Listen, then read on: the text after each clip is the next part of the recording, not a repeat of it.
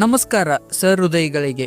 ನಮ್ಮ ಹಿಂದಿನ ಸಂಚಿಕೆಯಲ್ಲಿ ಕನ್ನಡದ ಮೊದಲ ವಾಕ್ಚಿತ್ರವಾದಂಥ ಸತಿ ಸುಲೋಚನಾ ಚಿತ್ರದ ಕುರಿತಾದ ಹಲವಾರು ಕುತೂಹಲಕಾರಿ ಸಂಗತಿಯ ಬಗ್ಗೆ ತಿಳಿಸ್ಕೊಟ್ಟಿದ್ವಿ. ಆ ಸಂಚಿಕೆಯನ್ನು ನೋಡಿದ ಹಲವಾರು ಸ್ನೇಹಿತರು ಕನ್ನಡದ ಮೊದಲ ಮೂಕಿ ಚಿತ್ರ ಯಾವುದು ಅನ್ನೋದರ ಬಗ್ಗೆ ಪ್ರಶ್ನೆಗಳನ್ನು ಕೇಳಿದ್ರು. ಬನ್ನಿ, ಇವತ್ತಿನ ಸಂಚಿಕೆಯಲ್ಲಿ ಕನ್ನಡದ ಮೊದಲ ಮೂಕಿ ಚಿತ್ರ ಯಾವುದು, ಮೂಕಿ ಚಿತ್ರಗಳು ಹೇಗಿರತ್ತೆ ಅನ್ನೋದರ ಬಗ್ಗೆ ಹಲವಾರು ಕುತೂಹಲಕಾರಿ ಸಂಗತಿಗಳನ್ನು ನಿಮ್ಮ ಮುಂದೆ ಹಂಚ್ಕೊಳ್ತೀವಿ. ಅದಕ್ಕಿಂತ ಮುಂಚೆ ನೀವೇನಾದರೂ ಫಸ್ಟ್ ಟೈಮ್ ನಮ್ಮ ವಿಡಿಯೋ ನೋಡ್ತಿದ್ರೆ ಚಾನಲ್ಗೆ ಸಬ್ಸ್ಕ್ರೈಬ್ ಮಾಡ್ಕೊಳ್ಳಿ. ಚಿತ್ರರಂಗಕ್ಕೆ ಮೂಲವೇ ರಂಗಭೂಮಿ. ಸಿನಿಮಾ ಪರಂಪರೆಗೂ ಮುಂಚೆ ದೊಡ್ಡಾಟ, ಬಯಲಾಟ, ಶ್ರೀಕೃಷ್ಣ ಪಾರಿಜಾತ, ಯಕ್ಷಗಾನದಂಥ ಹಲವಾರು ರಂಗಕಲೆಗಳು ಚಾಲ್ತಿಯಲ್ಲಿದ್ದವು. 1929 ಸ್ವಾತಂತ್ರ್ಯ ಪೂರ್ವ ಸಮಯ. ಆ ಹೊತ್ತಿಗಾಗಲೇ ಬೇರೆ ಬೇರೆ ಭಾಷೆಗಳಲ್ಲಿ ಶುರುವಾಗಿದ್ದ ಮೂಕಿ ಚಿತ್ರಗಳ ಪ್ರಯೋಗ ನಮ್ಮ ಕನ್ನಡದಲ್ಲೂ ಶುರುವಾಗಿತ್ತು. ಮೂಲಗಳ ಪ್ರಕಾರ 1931ರಲ್ಲಿ ಬಿಡುಗಡೆಯಾದ ಮೃಚ್ಛಕಟಿಕ ಕನ್ನಡದ ಮೊದಲ ಮೂಕಿ ಚಿತ್ರ ಎಂದು ಹೇಳಲಾಗುತ್ತದೆ.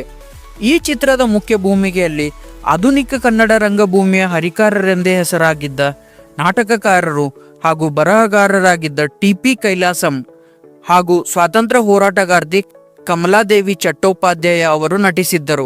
ಈ ಚಿತ್ರವು ವಿದರ್ಭ ಪ್ರಾಂತ್ಯದ ರಾಜನಾಗಿದ್ದ ಶೂತ್ರಕ ಬರೆದಂತ ದಿ ಲಿಟಲ್ ಕ್ಲೇ ಕಾಟ್ ಎಂಬ ಸಂಸ್ಕೃತ ನಾಟಕವನ್ನು ಆಧರಿಸಿತ್ತು. ಕತೆ ಬಗ್ಗೆ ಹೇಳಬೇಕಂದ್ರೆ ಚಾರುದತ್ತ ಈ ಕಥೆಯ ಮುಖ್ಯ ಪಾತ್ರಧಾರಿ. ಒಬ್ಬ ಉದಾರ ಹಾಗೂ ಒಳ್ಳೆಯ ಮನಸ್ಸಿನ ವ್ಯಕ್ತಿಯಾಗಿದ್ದು, ಕೆಟ್ಟ ಸ್ನೇಹಿತರು ಹಾಗೂ ಅತಿಯಾದ ದಾನ ಧರ್ಮಗಳಿಂದ ತನ್ನನ್ನು ಹಾಗೂ ತನ್ನ ಕುಟುಂಬವನ್ನು ಬಡತನಕ್ಕೆ ಸಿಲುಕಿಸಿಕೊಂಡಿರುತ್ತಾನೆ. ವಸಂತಸೇನ ಅದೇ ಪ್ರಾಂತ್ಯದಲ್ಲಿದ್ದ ಒಬ್ಬ ವೇಶ್ಯೆ. ಒಮ್ಮೆ ಆಕಸ್ಮಿಕವಾಗಿ ಚಾರುದತ್ತನ ಭೇಟಿಯಾದಾಗ ಅವನ ಸೌಮ್ಯ ಸ್ವಭಾವವನ್ನು ಕಂಡು ಮೋಹಿತಳಾಗಿ ಮುಂದೆ ಪರಸ್ಪರ ಇಬ್ಬರಲ್ಲೂ ಪ್ರೀತಿ ಶುರುವಾಗುತ್ತದೆ. ಇದನ್ನು ಸಹಿಸದ ಆ ರಾಜ್ಯದ ರಾಜನು ತನ್ನ ಸಹಾಯಕರಿಂದ ಅವಳಿಗೆ ಹಲವಾರು ತೊಂದರೆಗಳನ್ನು ಕೊಡುತ್ತಾನೆ. ಒಂದು ದಿನ ಆ ರಾಜನಿಂದ ಅವಳಿಗೆ ಬಂದೊದಗಿದಂಥ ತೊಂದರೆಯಿಂದ ತನ್ನ ಒಡವೆಗಳಿದ್ದ ಪೆಟ್ಟಿಗೆಯನ್ನು ಚಾರುದತ್ತನಿಗೆ ಒಪ್ಪಿಸುತ್ತಾಳೆ. ನಂತರ ರಾಜನೇ ವಸಂತಸೇನಳ ಕತ್ತು ಹಿಚುಕಿ ಕೊಲೆ ಮಾಡಿ ಆ ಕೊಲೆಯ ಆರೋಪವನ್ನು ಚಾರುದತ್ತನ ಮೇಲೆ ಹೊರಿಸಲಾಗುತ್ತದೆ. ನಂತರ ಆ ಆಭರಣಗಳು ಚಾರುದತ್ತನ ಮಗನ ಹತ್ತಿರ ಪತ್ತೆಯಾಗುತ್ತಿದ್ದಂತೆ ಚಾರುದತ್ತನೇ ಕೊಲೆಗಾರನೆಂದು ಪರಿಗಣಿಸಿ ಮರಣದಂಡನೆಯ ಆದೇಶವಾಗುತ್ತದೆ. ಚಾರುದತ್ತನ ಮರಣದಂಡನೆ ನಡೆಯುವ ಹೊತ್ತಿಗೆ ಹಠಾತ್ತನೆ ನ್ಯಾಯಾಲಯದ ಮುಂದೆ ಕಾಣಿಸಿಕೊಂಡ ವಸಂತಸೇನ ನಡೆದ ವಿಷಯವನ್ನೆಲ್ಲ ತಿಳಿಸಿದಾಗ ಸತ್ಯ ಬಹಿರಂಗಗೊಂಡು ನ್ಯಾಯಪ್ರಿಯ ರಾಜಕುಮಾರ ಆರ್ಯಕನು ದುಷ್ಟರಾಜನನ್ನು ಪದಚ್ಯುತಿಗೊಳಿಸಿ ಹೊಸ ಆಡಳಿತವನ್ನು ಸ್ಥಾಪಿಸುತ್ತಾನೆ.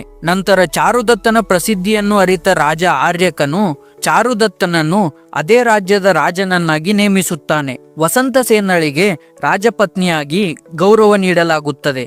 ಒಟ್ಟಾರೆಯಾಗಿ ಈ ಚಿತ್ರದ ಕಥೆಯು ಪ್ರೀತಿ, ಪ್ರೇಮ, ರಾಜಕೀಯ, ವಂಚನೆ, ನೀತಿ ಹಾಗೂ ಸಮಾಜದ ವಿಭಿನ್ನ ವರ್ಗಗಳ ಬದುಕಿನ ಸುತ್ತ ತಿರುಗುತ್ತದೆ. ಈ ಚಿತ್ರದ ಕುರಿತಾದ ಹೆಚ್ಚಿನ ಮಾಹಿತಿಗಳೇನು ಲಭ್ಯವಿಲ್ಲ. ಆದರೆ ಮುಂದೆ ಕನ್ನಡದ ಮೊದಲ ವಾಕ್ಚಿತ್ರ ಸತಿ ಸುಲೋಚನಾ ಚಿತ್ರದ ಮೂಲಕರ್ತೃಗಳಾದಂಥ ಆರ್ ನಾಗೇಂದ್ರ ರಾಯರು ಹಾಗೂ ಎಂ.ವಿ. ಸುಬ್ಬಯ್ಯ ನಾಯ್ಡು ಅವರು ಮೇಯಪ್ಪ ಚೆಟ್ಟಿಯಾರ್ ಅವರ ಜೊತೆಯಾಗಿ ಸಿನಿಮಾ ನಿರ್ಮಾಣ ಮಾಡುವ ಮೂಲಕ 1941ರಲ್ಲಿ ಮೃಚ್ಛಕಟಿಕ ಕಥೆಯನ್ನೇ ವಸಂತಸೇನ ಎಂಬ ಹೆಸರಿನಲ್ಲಿ ಮತ್ತೆ ತೆರೆಯ ಮೇಲೆ ತರ್ತಾರೆ. ಆದರೆ ವಸಂತಸೇನಾ ಚಿತ್ರ ಟಾಕಿ ಚಿತ್ರವೇ ಹೊರತು ಮೂಕಿ ಚಿತ್ರವಲ್ಲ. ವಸಂತಸೇನಾ ಚಿತ್ರವು ಯೂಟ್ಯೂಬ್ನಲ್ಲಿ ನೋಡಲು ಲಭ್ಯವಿದೆ. ಮೂಕಿ ಚಿತ್ರಗಳು ಯಾವ ಥರ ಇರುತ್ತೆ ಅಂತಂದರೆ, ಸಿನಿಮಾದಲ್ಲಿ ಯಾವುದೇ ಮಾತುಗಳು ಇರೋದಿಲ್ಲ. ಒಂದು ಕಥೆಯನ್ನು ದೃಶ್ಯ ಹಾಗೂ ಸಂಗೀತದ ಮೂಲಕ ತೋರಿಸಲಾಗುತ್ತದೆ. ಮೂಕಿ ಚಿತ್ರಕ್ಕೊಂದು ಕಾಣಸಿಗುವ ಉತ್ತಮ ಉದಾಹರಣೆ ಅಂದರೆ ಕಮಲ್ ಹಾಸನ್ ಅವರು ಮುಖ್ಯ ಭೂಮಿಕೆಯಲ್ಲಿ ನಟಿಸಿದ ಪುಷ್ಪಕ ವಿಮಾನ. ಈ ಚಿತ್ರವೂ ಕೂಡ ಯೂಟ್ಯೂಬ್ನಲ್ಲಿ ನೋಡಲು ಲಭ್ಯವಿದೆ. ಈ ಚಿತ್ರವನ್ನು ನೋಡಿದಾಗ ಮೂಕಿ ಚಿತ್ರಗಳು ಯಾವ ಥರ ಇರುತ್ತೆ ಅಂತ ನಿಮಗೂ ಗೊತ್ತಾಗುತ್ತೆ. ಇದೇ ಥರದ ಇನ್ನೂ ಯಾವುದಾದ್ರೂ ಪ್ರತ್ಯೇಕ ವಿಷಯದ ಬಗ್ಗೆ ತಿಳ್ಕೋಬೇಕು ಅನ್ನೋ ಕುತೂಹಲ ನಿಮಗಿದ್ರೆ ಕಮೆಂಟ್ ಬಾಕ್ಸಲ್ಲಿ ತಿಳಿಸಿ. ಆ ವಿಷಯದ ಬಗ್ಗೆಯೂ ತಿಳಿಸೋ ಪ್ರಯತ್ನ ಮಾಡ್ತೀವಿ. ಆದಷ್ಟು ಕನ್ನಡ ಚಿತ್ರಗಳನ್ನು ಚಿತ್ರಮಂದಿರದಲ್ಲಿಯೇ ನೋಡಿ ಎಂದು ಪ್ರೀತಿಯ ಮನವಿ ಮಾಡುತ್ತಾ ಮತ್ತೊಂದು ಇಂಟ್ರೆಸ್ಟಿಂಗ್ ವಿಷಯದೊಂದಿಗೆ ಮುಂದಿನ ಸಂಚಿಕೆಯಲ್ಲಿ ಭೇಟಿ ಆಗ್ತೀನಿ.